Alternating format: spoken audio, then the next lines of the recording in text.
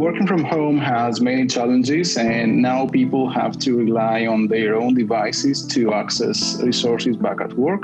So this means they type passwords more frequently, they log in on services more frequently, and this makes them more exposed to threats like phishing and scams and other social engineering attacks. The use of home devices now poses another problem because our security administrators cannot really secure them in the same way they would secure the devices and the computers back at the offices, right? So this is another challenge. A lot of people, probably more than 50%, are using their handheld devices and their tablets as their main computing devices, right? So they are less and less turning to their desktops and to their laptops. No matter how expensive your phone is, it can never be too large for you to hold it in the palm of one hand.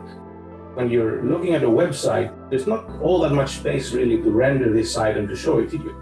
So browsers make these choices in their user interfaces to maximize the real estate that they give to web pages. And so while they're doing this, they may make choices that are harmful from a security perspective. The web browser may actually hide the URL bar.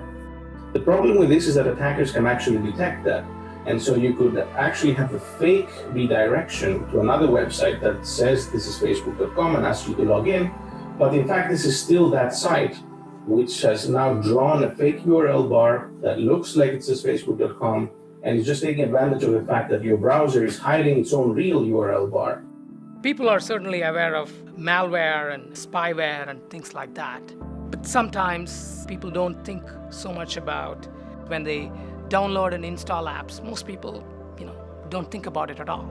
They are often convinced that if it's in the app store, it should be safe. Or if it's somewhere on the internet and the browser doesn't tell them anything that this is bad, that it's okay to download and install.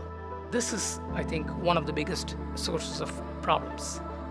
You always need to be cautious when you're receiving an email or an instant message, but now you have to be doubly so. If I get an email from someone and it's a little bit suspicious, in the past perhaps I could walk over to that person's desk and ask them, did you really send this? There could be cases where someone falls for phishing attacks, falls for social engineering attacks where they wouldn't fall before. With every email that asks something that seems sensitive, like click on this link, download this, fill in this form, send us this, do this action, really learn how to identify the sender of an email. And when in doubt, do not act. So users have to be vigilant. It's a good idea to use two-factor authentication whenever a service provides this. Use stronger passwords, and of course, always be vigilant and be cautious whenever you have to open something from an unknown source or visit a website that you have not visited before. And what I would say is best is if each organization, each company can actually communicate and create a working from home guide. Here's where you will find the software, here's where you have to download it, here's how you should install it to use in this remote setting.